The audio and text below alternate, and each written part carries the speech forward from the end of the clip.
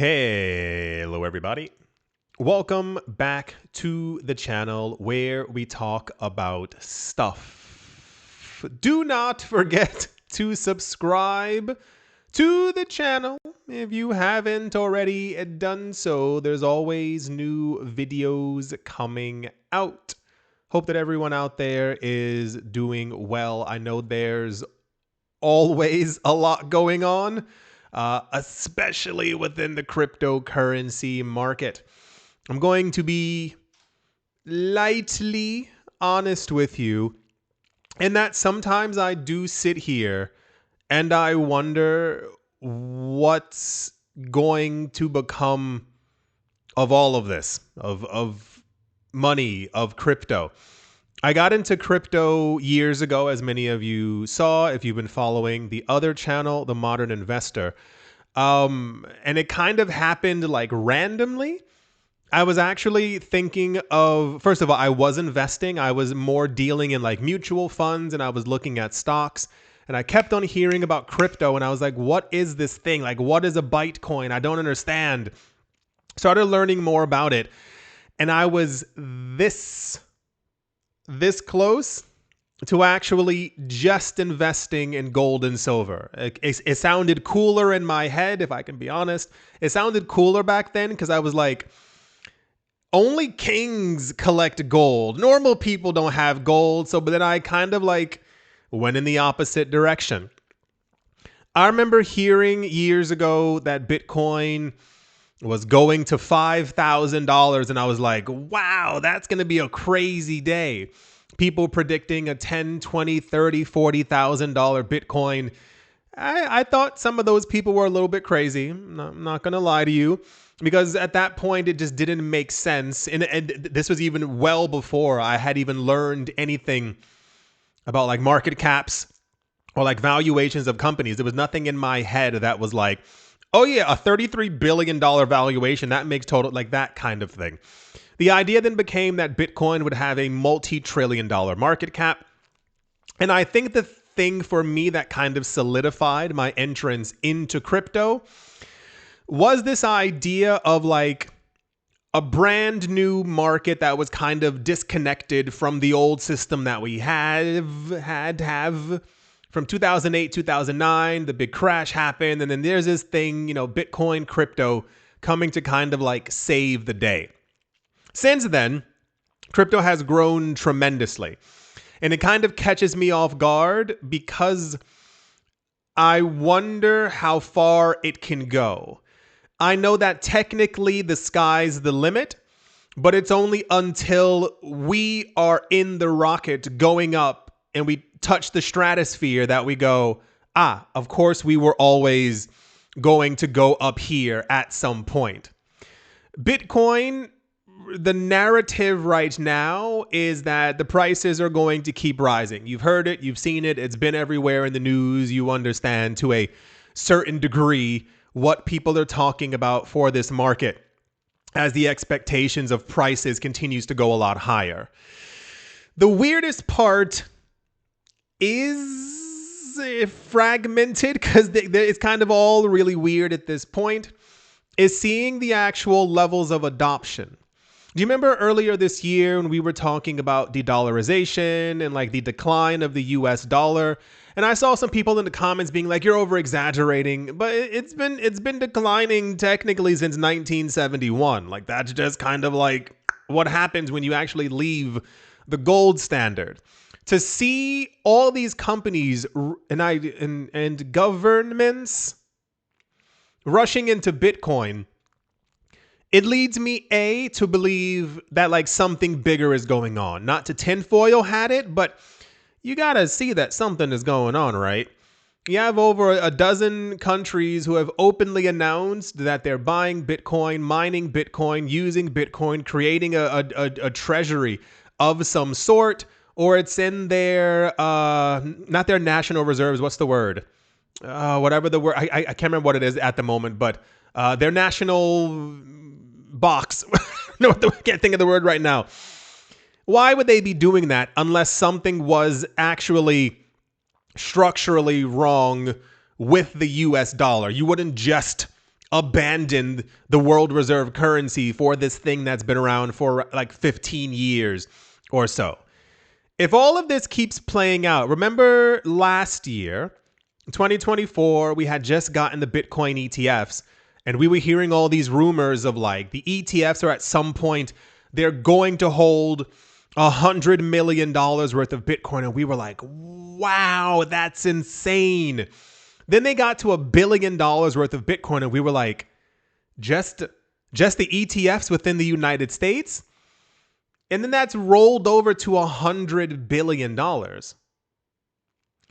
If Bitcoin does indeed do a 10x, 15x, and I'm going off of the prices that we've heard from all these analysts over the next 4 years, they keep saying over and over, that equates to like the money that they have now in the ETFs within the United States being $1 trillion. Just in their funds alone. That's not even like considering anything else that's actually out there or anyone else who's been buying. One of my theories, at least for a while, has kind of been we are going to see a period where there's actually, and I'll stop using the word none because that really sets people off and I don't know why. We're going to get to a point where there's just like dust of Bitcoin on crypto exchanges. There's some kind of like weird idea that with this massive buying that we're seeing, all these companies are doing, that like there will still exist 1 million Bitcoin on exchanges just like up for grabs. That company buys 80,000, that one buys 150,000, that one buys 250,000. You look at the exchanges, there's still 1 million, that kind of thing. What will make sense to people is always prices. I think a lot of people, not that you have a hard time understanding like scarcity, but I think the actual premise of understanding the idea of something that is digital kind of like vanishing and being no more, I think is a lot to grasp for people. We're used to the internet. The internet in itself is infinite. You can always be on it. There's always a new website and that kind of thing. I think we will get to the point where there's probably 45, 100, maybe 300, 1,000 Bitcoin left on exchanges. But at that point, Bitcoin's price will be so high that everyone's just buying like fragments of fragments of fragments. Like when you have a $12 million Bitcoin or the $27 million Bitcoin that, what's his face? Michael Saylor was talking about before. I think he said, I forgot his time frame, 10, 15 years, 24, $27 million Bitcoin. At that point, the average person, if you're trying to buy some Bitcoin, you're getting like 200, 300 Satoshis. So there's no longer a direct full grab of a Bitcoin, or maybe even there is. These people are going crazy with the way that they're buying Bitcoin, even right now. And to loop it back around, like what does this lead to? Like, what are we watching happening in front of us? What happens as you've realized we're witnessing like the demise and collapse of fiat currencies?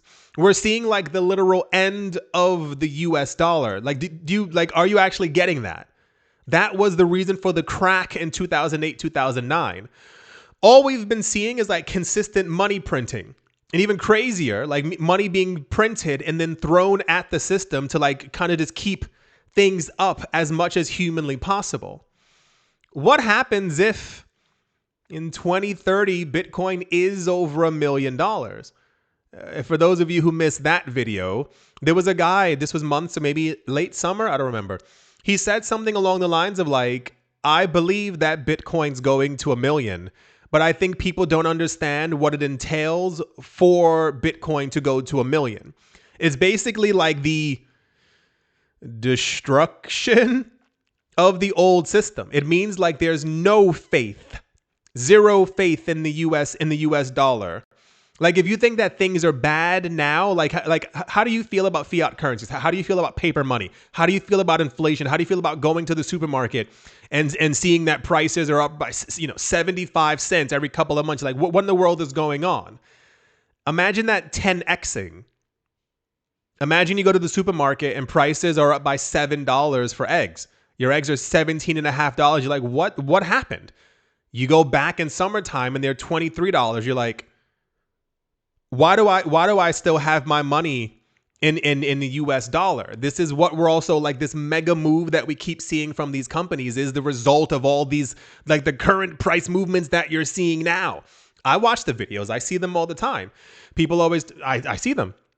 This woman, she was like, my rent was $1,700 last year. I just got a letter. They're charging me $2,800 when they try and renew my lease. And she was like, I called them, I emailed them, and I was like, is this a joke? She was like, this place isn't worth $2,800 for a 1-bedroom. Another video, multiple videos. These people go to the supermarket and like you've seen them, like they follow them like with those big studio cameras. And as always, they're like, yeah, this was $165 in 2019. Why is this $7.25 now? I think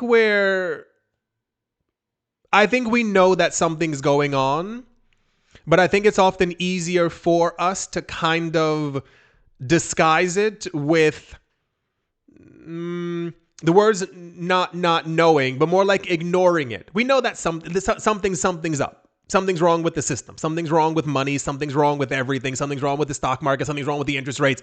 It's not going to get any better. But maybe it's like a feeling of it's not hopelessness, because we physically cannot walk into the Fed and go, hey, you stop printing that money. That may be kind of our only answer then, is to just like silently get into the cryptocurrency market in some sort of way. Anyway, a bit of a different video, I guess, but the main point is these companies are buying a lot of crypto. The governments are buying a lot of crypto. The other addresses who are buying a couple hundred Bitcoin per day, they're still doing it. These other companies, these other banks are talking about custodying crypto in 2026. Like your local bank or even the big banks, you'll be able to go to them and say, hey, I want to open up a bank account, or I have a bank account and you have some crypto, I have so and so. You'll be able to buy Bitcoin through like your bank app. It'll be on your online banking. That's a huge shift away from the system, especially when 4 years ago we were told that crypto was garbage by all these entities. And yeah, I wish, and probably will for a while, that more people knew, understood, wanted, got into the cryptocurrency space. But I guess we're lucky enough to be here when other people are just deciding to ignore it. Yeah, it's going to get a lot crazier, especially with all the stuff that we've been talking about. I think 2026 is going to be, there's really only two options. Either by the time we get to the beginning of January, the bull run is over, as we historically have seen, or 2026 ends up being complete chaos because prices keep going up. And then we realize that those people who were talking about a $780,000 Bitcoin in 2027, 2028 weren't just full of hot air. So that's going to be really fun. Yeah, okie dokie. I think that'll do it for this video, everyone. I do hope that you've all enjoyed. I do hope that you all are having a great day, morning, afternoon, evening, wherever you are, wherever you might be. I do hope it's absolutely fantastic. Thank you all once again for watching, listening, liking, commenting, and supporting, and I will most certainly be talking to you all soon. See you.